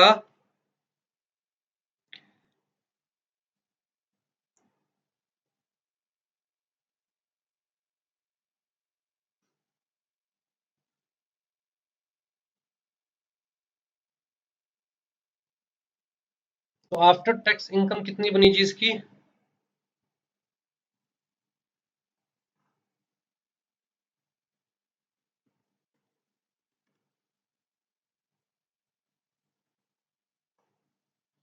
6646,640।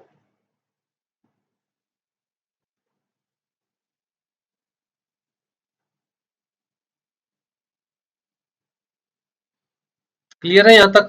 आफ्टर टैक्स इनकम कितनी बनी फर्म ए की? और अगर मैं फर्म बी की बात करूं, जिसको कितना टैक्स पे करना है, अभी फिलहाल हम सेस को इग्नोर कर रहे हैं, 30,000, तो इसकी आफ्टर टैक्स इनकम इसकी कितनी बनेगी?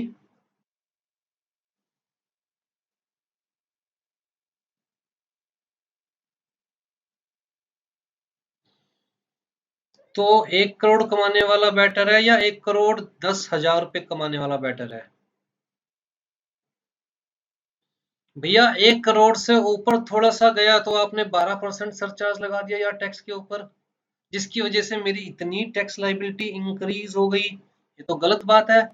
मुझसे ज्यादा पैसे तो उसके पास बच गए जिसने मुझसे कम कमाए थे। राइट।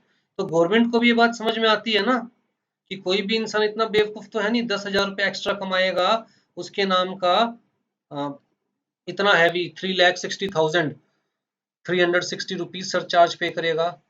तो गवर्नमेंट ने कहा कि अगर आपका सरचार्ज, आपकी जो एक्सेस वाली इनकम है, 1 करोड़ से ऊपर वाली इनकम है, क्योंकि 1 करोड़ के बाद ही सरचार्ज एप्लीकेबल हो रहा है ना, तो गवर्नमेंट ने कहा कि आपका अगर सरचार्ज आपकी एक्सेस वाली इनकम से ज्यादा बन रहा है, तो हमें बस उतना ही सरचार्ज दे दीजिए जो आपकी एक्सेस इनकम है। कितना सरचार्ज दे दीजिए? 10,000। कितना सरचार्ज दे दीजिए? 10,000। हमें सिर्फ उतना ही सरचार्ज दे दीजिए जितनी आपकी एक्सेस इनकम है। क्लियर है बात?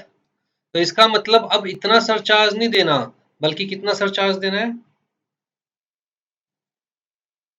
10,000।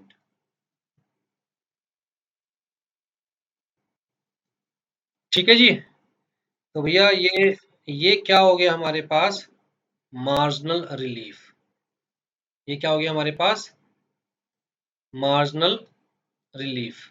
मतलब जो मार्जिनल अमाउंट से हमारी इनकम ज्यादा हुई थी, उसकी वजह से जो हमें सरचार्ज भुगतना पड़ रहा था, उसमें रिलीफ मिलना, दैट इज मार्जिनल रिलीफ।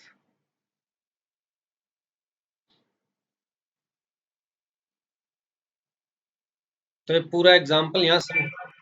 हम्म।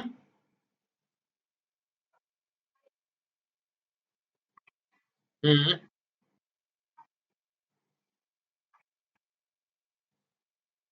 अगर अगर इनकम। हम्म। अच्छा। हम्म।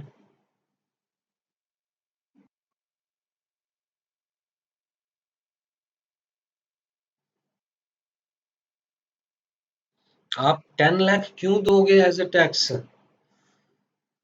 आपको सरचार्ज के पॉइंट ऑफ व्यू से देखना है ना। आपकी इनकम है 60 लाख। ध्यान से देखिए। तो जी 60 लाख के हिसाब से पहले तो आप अपना इनकम टैक्स कैलकुलेट करोगे ना। कितना बैठेगा आपका इनकम टैक्स? कैलकुलेट करके देखें। 0.5 लाख तक, फिर 5 लाख तक, उसके बाद 10 लाख तक,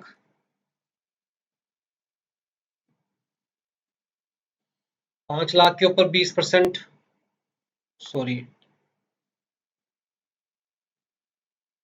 5 लाख के ऊपर 20% कितना हो गया? 1 लाख। फिर ऊपर के 50 लाख के ऊपर 30%, तो कितना हो गया? 15 लाख। टोटल कितना हो गया आपका? 16 लाख। कैलकुलेशन मिस्टेक हो तो देख लीजिएगा, अपने आप देख लीजिएगा। मैं सिर्फ कंसेप्ट समझा रहा हूँ। ये क्या आपकी, और क्योंकि अबव 50 लाख आपकी इनकम है, तो इस टैक्स के ऊपर आपको 10% सरचार्ज भी देना है। तो जी सरचार्ज कितना हुआ? टैक्स ऑन टैक्स है, टैक्स ऑन इनकम नहीं है। तो ये टैक्स के ऊपर 10% निकालना है। तो कितना बैठा जी?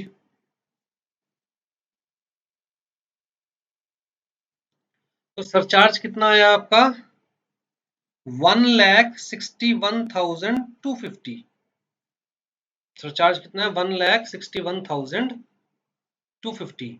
और इनकम कितनी एक्स्ट्रा अर्न कर रहे हो बेसिक लिमिट से? तो आप किस लिए, मतलब सर, ये 10 लाख ऊपर किस लिए दोगे? आप सरचार्ज पे करोगे, सिंपल सा। यहाँ पर मार्जिनल रिलीफ नहीं मिलेगा ना, क्योंकि आपका जो सरचार्ज है वो एक्सेस अमाउंट से कम है।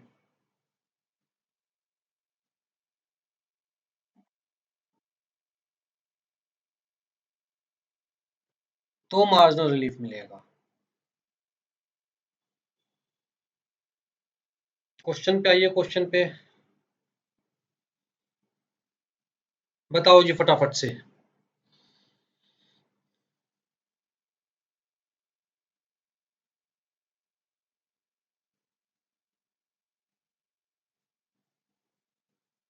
कौन सा आंसर ठीक है?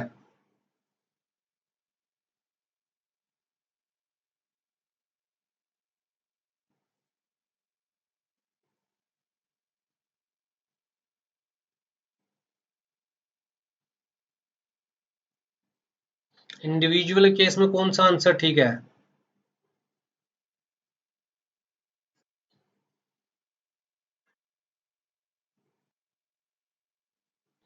अगला, ये डोमेस्टिक कंपनी के केस में मैंने आपको दिखाया था स्पेशल केसेस जहां पर डोमेस्टिक कंपनी के केस में 30% टैक्स नहीं पे करना है, बल्कि कम टैक्स पे करना है।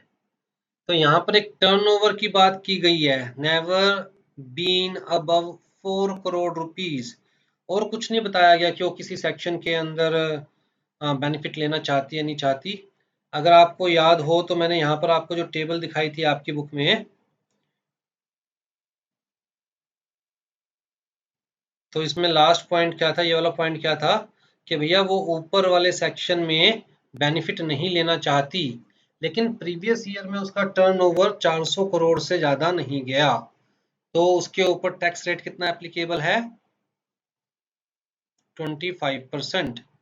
तो not opted for section 115 BAA, but the total turnover या gross receipt of the company in the last previous year does not exceed 400 crore rupees। तो जी टैक्स रेट क्या एप्लीकेबल है, 25%। तो डोमेस्टिक कंपनी का नाम सुनते ही उठा के ये मत कर देना कि हाँ जी। अब बताइए जी इसके अंदर सरचार्ज क्या लगेगा।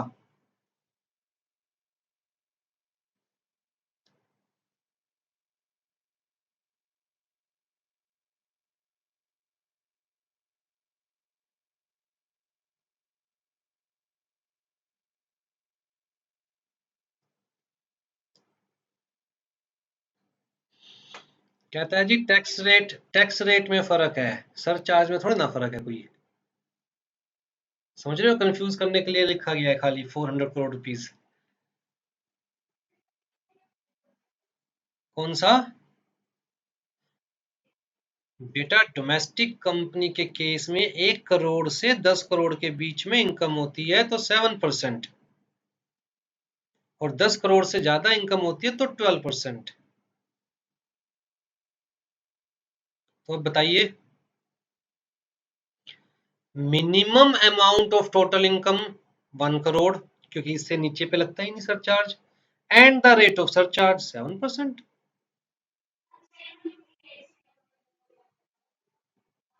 हाँ, ये तो बस कंफ्यूज करने के लिए दिया गया है।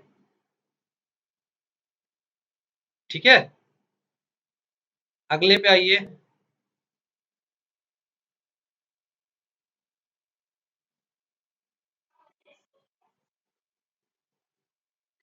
बाबू मैं अपनी तरफ से पूरी कोशिश कर रहा हूँ, पर काम इतना ज्यादा बड़ा है ये, शायद मेरी गलती है, मैं लेट हो गया स्टार्ट करने में, मुझे 15-20 दिन पहले स्टार्ट कर देनी चाहिए थी। बट कोविड के बाद रियलिटी बताऊं, मैं उभर ही नहीं पाया। एक्चुअल में ब्रेन फॉग इतनी स्ट्रांग थी कि पिछले सिर्फ 10 दिनों से दिमाग दोबारा चलना शुरू हुआ है, वरना बिल्कुल जाम हो गया था, जिसे कहते हैं ना कंसंट्रेशन, 1 मिनट भी मैं कंप्यूटर नहीं देख पा रहा था। अगले 30 डेज चलता रहेगा बेटा। अब बताओ आगे। हम्म।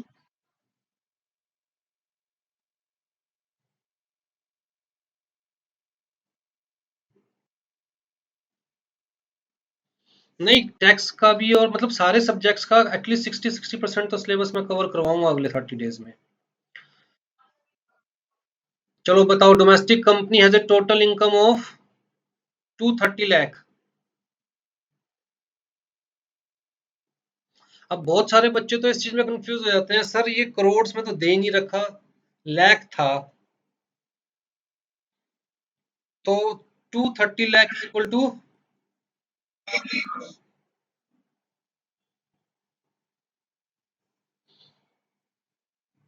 आंसर बताओ।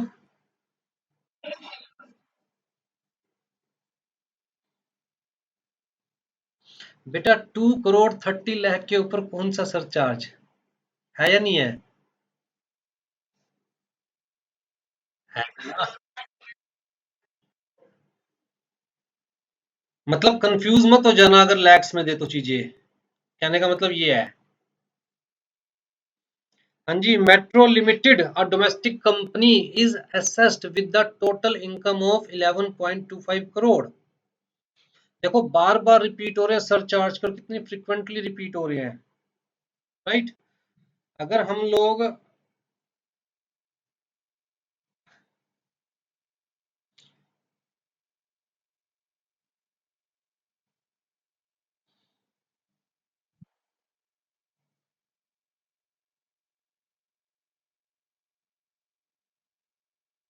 अच्छा ये तो मैं बाद में देखूँ, चलो फिलहाल ये क्वेश्चन तो पूरा करो।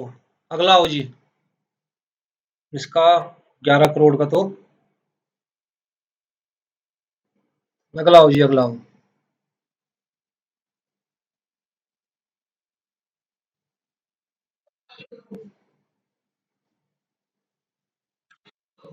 अगला आओ जी।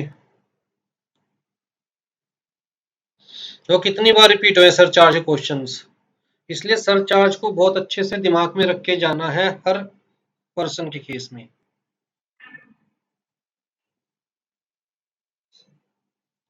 चलिए, अब सर चार्ज के क्वेश्चंस खत्म हो गए। आ जाइए जी, ये क्वेश्चन कौन से टॉपिक से इतना बता दीजिए।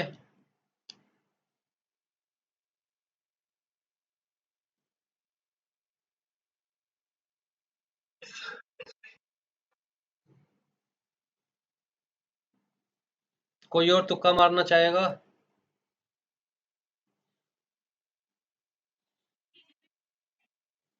जब तक आप ये नहीं फाइंड आउट कर सकते कि क्वेश्चन है कौन से टॉपिक से, तब तक यकीन मानना पास होना बहुत मुश्किल है। दिमाग लगाना चाहिए था। पहली चीज तो टॉपिक का नाम ही क्या था, basic concept of income tax. दूसरी चीज, क्या पूछने की कोशिश कर रहा है ये, पढ़ो ध्यान से। आपने क्या किया, पूजा ने क्या किया, सिर्फ एक चीज देखी, प्रिजम्पटिव इनकम, ओ हो पीजीवीपी, खत्म।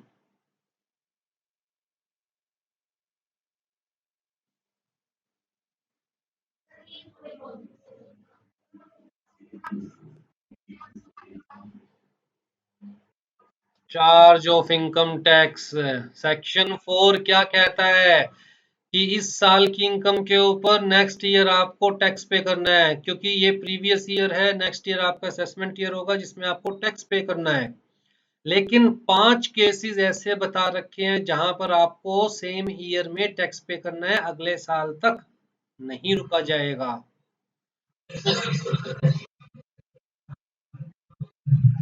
उसके अंदर एक हमारे पास 5 पॉइंट में से एक पॉइंट था, और मैं ये भी बता दूं सेकंड पॉइंट था जितना मुझे याद है।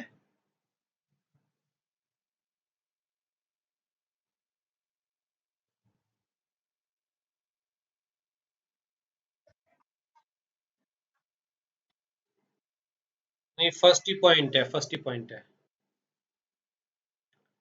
याद है ये?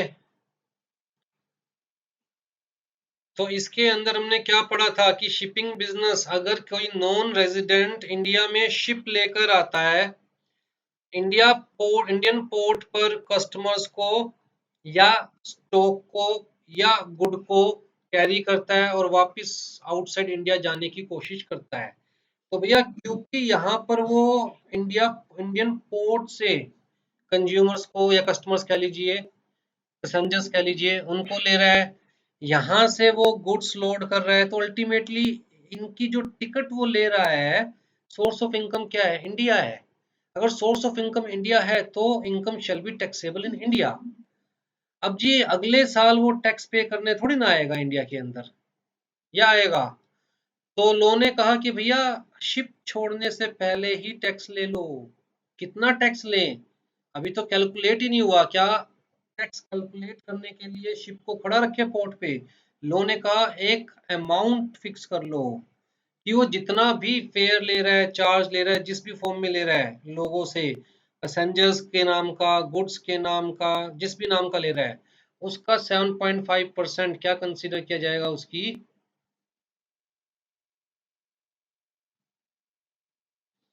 दोबारा रिपीट कर रहा हूँ, क्या कंसीडर किया जाएगा, उसकी इनकम कंसीडर की जाएगी, टैक्स नहीं लेना उस अमाउंट पर। अगर वो टोटल फेयर, टोटल चार्ज जो यहाँ पर इंडियन पोर्ट पे उसके पास इकट्ठा हुआ 1 लाख का, तो इसका 7.5% इनकम कंसीडर की जाएगी, मतलब, और इस इनकम के ऊपर टैक्स लगाया जाएगा, इस इनकम के ऊपर टैक्स लगाया जाएगा। क्लियर है?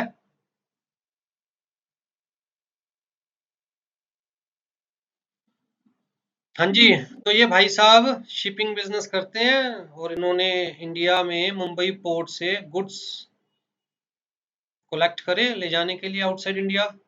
और पैसा कितना मिलेगा उस नाम का इन्हें, कहता है 200 लाख रुपीज।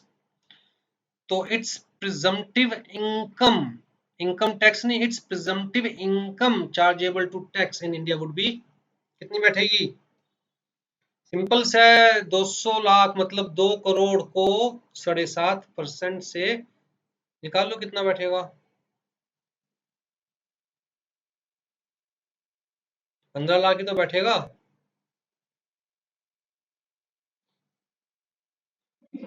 हाँ जी।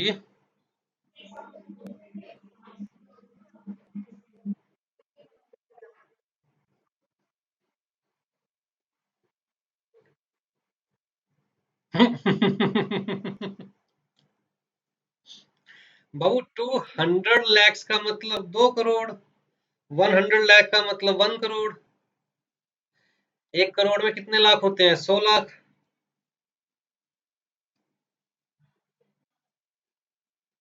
देखो मेरी तो सिंपल सा कंसेप्ट है।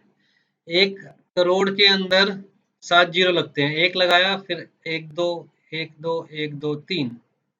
1 लाख के अंदर 5 जीरो लगते हैं, एक लगाया, एक दो, एक दो, एक। तो 1 करोड़ में 2 जीरो ज्यादा, 10 करोड़ में 3 जीरो ज्यादा। तो अगर ये कह रहा है कि 100 लाख तो इंटू में 100, तो कितनी हो गई?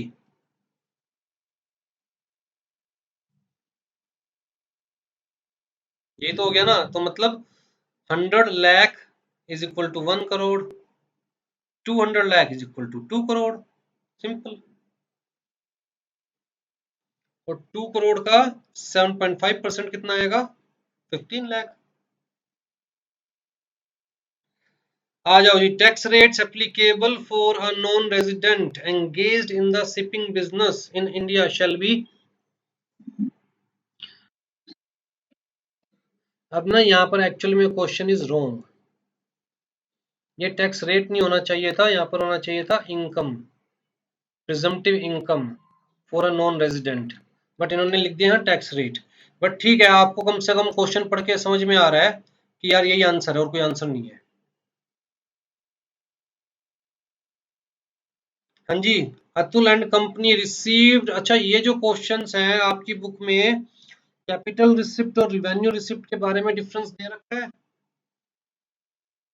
बेसिक कंसेप्ट्स में ही capital receipt and revenue receipt के बारे में डिफरेंस दिया हुआ है आपकी बुक में।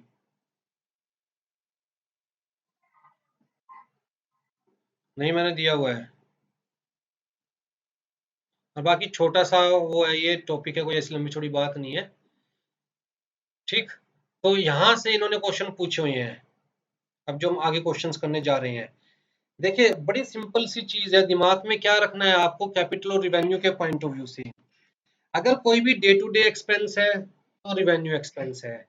देखो मैंने एक सिंपल सा फंडा देखा हुआ है, हजारों इसके अंदर क्वेश्चंस मैंने देख लिए, हजारों एग्जांपल्स देख लिए। अगर किसी भी चीज को उसी लेवल पर मेंटेन करने का एक्सपेंस हो रहा है, चाहे वो मशीन से रिलेटेड बात करें, चाहे वो बिल्डिंग से रिलेटेड बात करें, चाहे वो बिजनेस से रिलेटेड बात करें, अगर हम एक्सपेंस कर रहे हैं उसी किसी भी चीज को उसी लेवल पर मेंटेन रखने की, तो वो रिवेन्यू एक्सपेंस। लेकिन अगर हम बात कर रहे हैं कुछ कैपिटल क्रिएट करने की, तो कैपिटल एक्सपेंस। जैसे कि अगर हम बात करें मशीनरी की, तो जी मशीनरी खराब हो गई है, उसे ठीक करवाना है, मतलब जो लेवल था वही मेंटेन रखना है, रिवेन्यू एक्सपेंस। लेकिन मशीनरी का कोई स्पेसिफिक बड़ा पार्ट चेंज हो जाएगा जिसकी वजह से मशीनरी की एफिशिएंसी इंक्रीज हो जाएगी, तो सेम लेवल पर मेंटेन तो नहीं कर रहे ना हम, क्या इन्वेस्ट कर रहे हैं, एफिशिएंसी इंक्रीज हो जाएगी। तो मतलब we are trying to create some capital asset, या we are trying to make a capital asset better, तो वो कैपिटल एक्सपेंस। राइट। इसी तरह आपको देखना है रिसिप्ट के केस में। अब यहाँ पर बड़ा सिंपल सा क्वेश्चन पूछा हुआ, पहले दिमाग लगा के आप बताओ कि आप क्या सोचते हो इस क्वेश्चन के बारे में, कैपिटल रिसिप्ट है रिवेन्यू रिसिप्ट है, फिर आपको मैं एक्सप्लेन करता हूँ।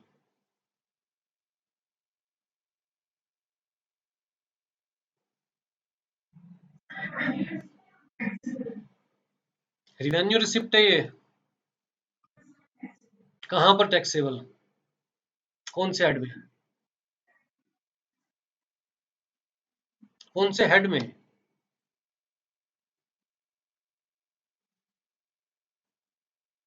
Anyone else?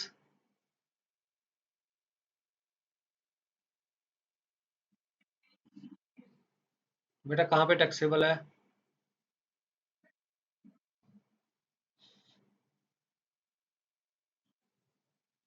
अच्छा, रिवेन्यू रिसिप्ट क्यों है?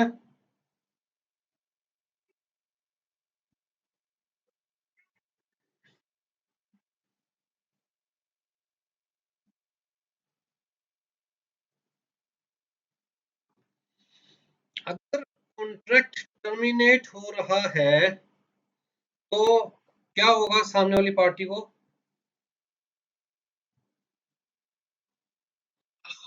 इस लॉस को कंपनसेट करने के लिए क्या दिया जा रहा है? Compensation, right.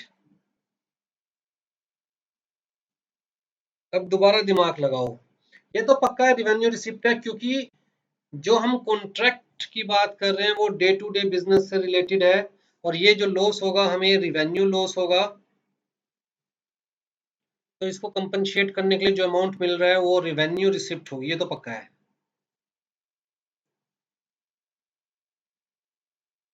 लेकिन कहां पर टैक्सेबल होगी, कौन से हेड में? दोबारा दिमाग लगाओ अंजू, क्या कर रहे हो यार? रिवेन्यू लॉस को कंपनसेट करने के लिए जो पैसा मिल रहा है दैट इज रिवेन्यू रिसिप्ट। मतलब बिजनेस लॉस को रिकवर करने के लिए जो पैसा मिल रहा है हम कह रहे हैं दैट इज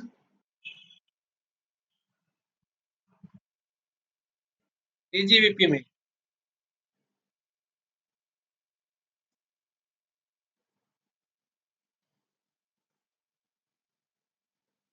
अदर सोर्स को क्यों लेके बैठ गए बेटा? वहां पर टर्मिनेशन ऑफ मैनेजीरियल कॉन्ट्रैक्ट की बात की गई थी, टर्मिनेशन ऑफ बिजनेस कॉन्ट्रैक्ट की बात नहीं की गई थी।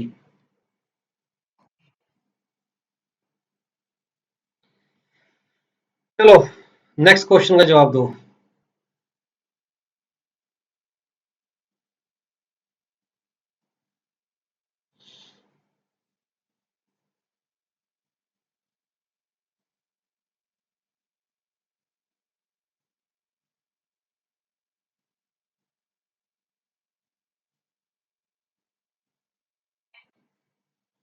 आपको जीएसटी भरना था 1,50,000 रुपए का, जिसका आपको वेवर मिल गया, अब नहीं भरना, तो कौन सी रिसिप्ट है?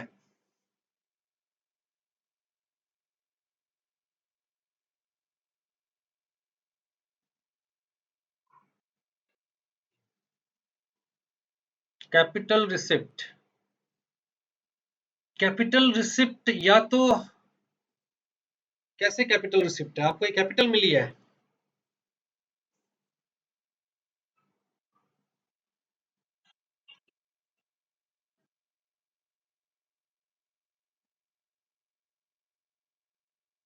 पूजा, मेरे अगर आप सामने खड़े होते ना तो मैं आपको एक इतनी तेज गुस्सा मारता। हम टैक्स प्रॉफिट से देते हैं जीएसटी।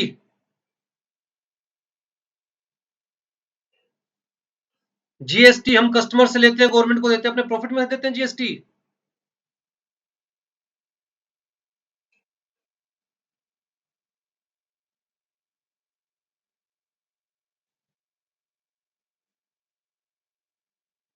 ये अच्छी ऑप्शन है, जब कुछ ना सूझे तो।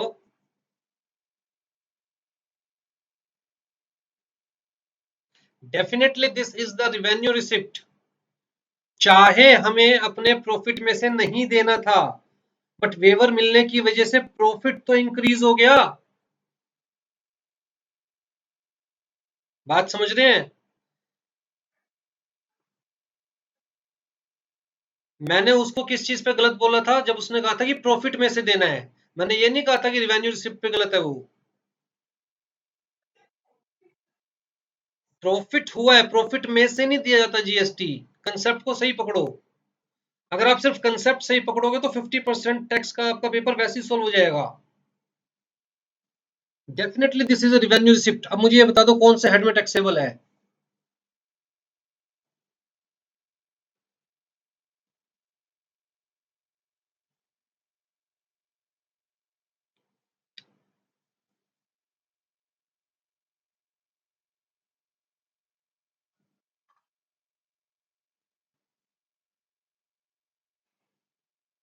क्या ये हमारा बिजनेस है?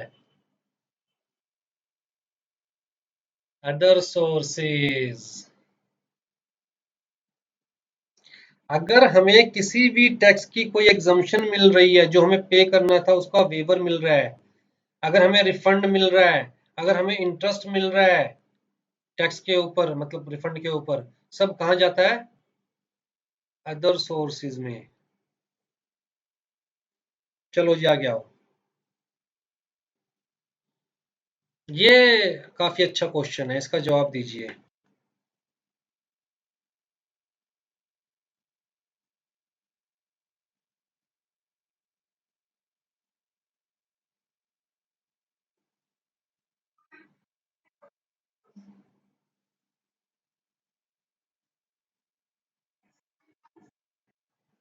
वन लैख 40।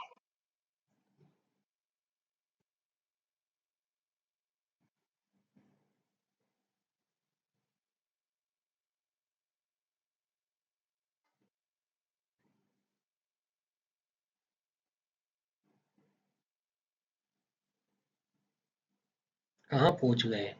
ये गैलेंट्री अवार्ड है क्या? एक प्राइवेट पर्सन ने आपको पैसे दिए क्योंकि एक इनाम दिया। अवार्ड क्या दिया? इनाम है, ये अवार्ड थोड़ी ना है। कोई मेडल थोड़ी ना टांगे आपके।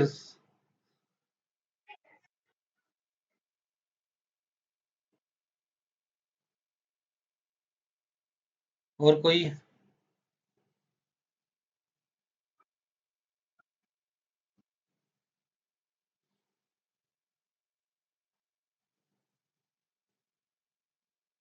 कुछ नहीं होगा तुम्हारा।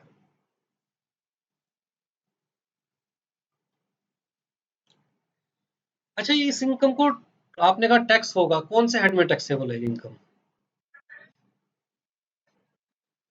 अदर सोर्सेज को हमने दो पार्ट्स में डिवाइड किया था, casual income, non casual income. किस में आएगी ये? अगर ये कैजुअल इनकम है तो क्या कोई डिडक्शन अलाउड है? अपनी बात को कॉन्ट्राडिक्ट कर रहे हो फिर आप।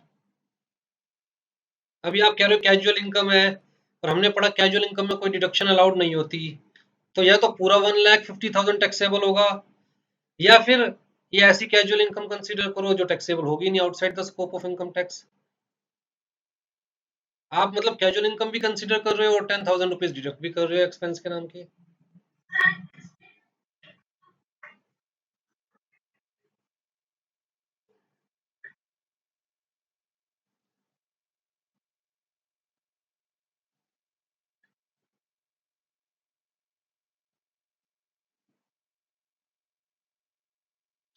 बेटा ये कॉन्ट्रैक्ट एक्ट है।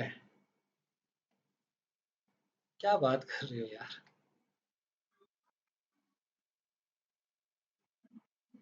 तो वो भी क्या करेगा कि भैया तू मुझे अगर नहीं देगा, मतलब वो किससे काट रहे हैं, आप बात समझो ना। गवर्नमेंट से थोड़ा ना लेगा। फिर?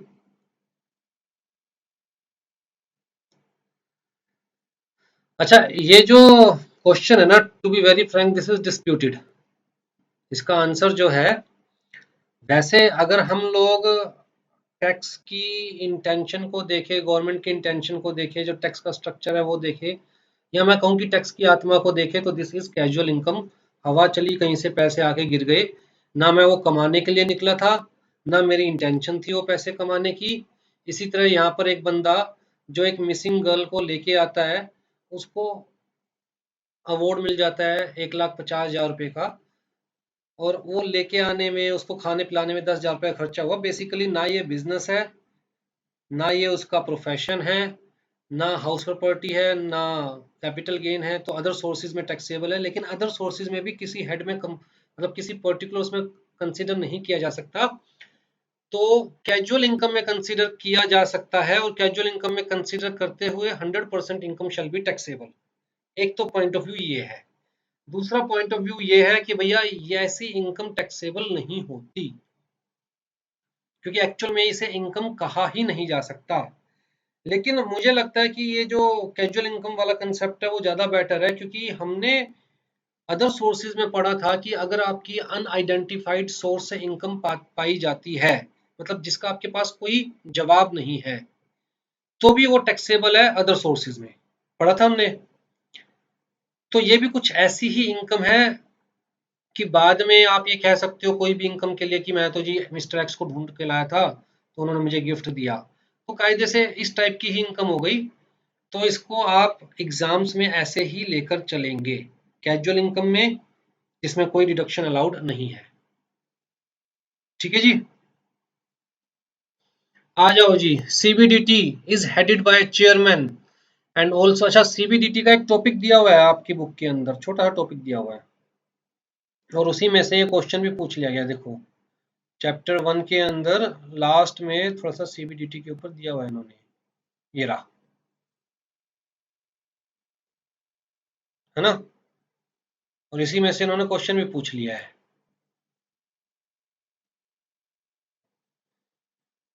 तो जी chairman and all members of CBDT are selected by, तुक्का मारो, पता तो किसी को नहीं पाएगा।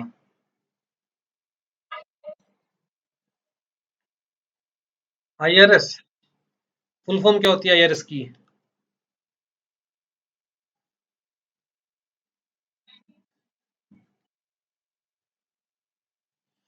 चलो जी, अगला बताओ।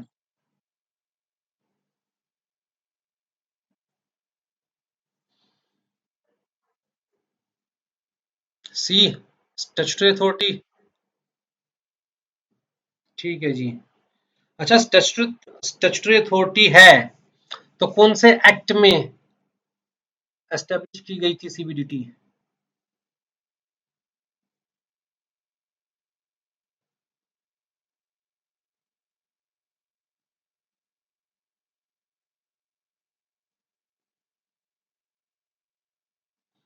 अरे क्वेश्चन में दे तो रखा है central board of revenue act 1963, कमाल ही होगी है। बताओ जी बताओ, ये वाला क्वेश्चन बताओ।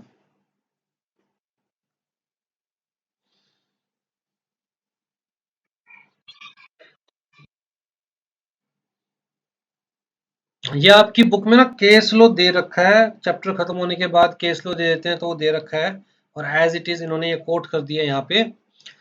लिक्विडेटेड डैमेजेस क्या होते हैं?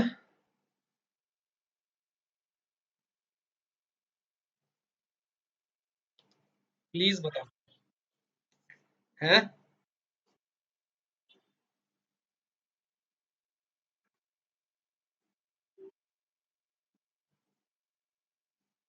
नहीं, लिक्विडेटेड डैमेज क्या होते हैं मुझे ये बताओ।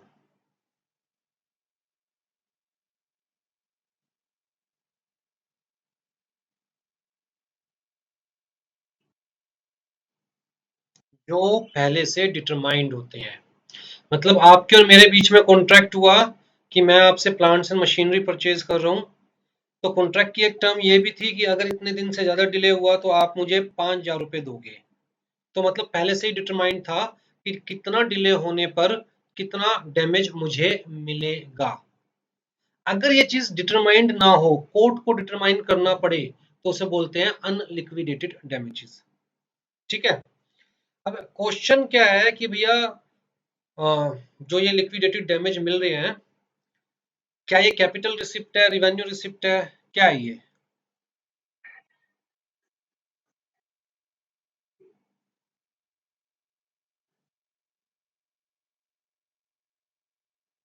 लॉस कहाँ हुआ है? डिले हुआ है, delay in the supply of plant and machinery.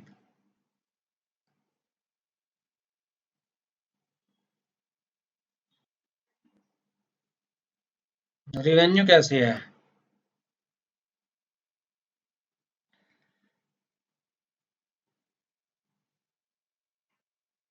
Capital receipt है।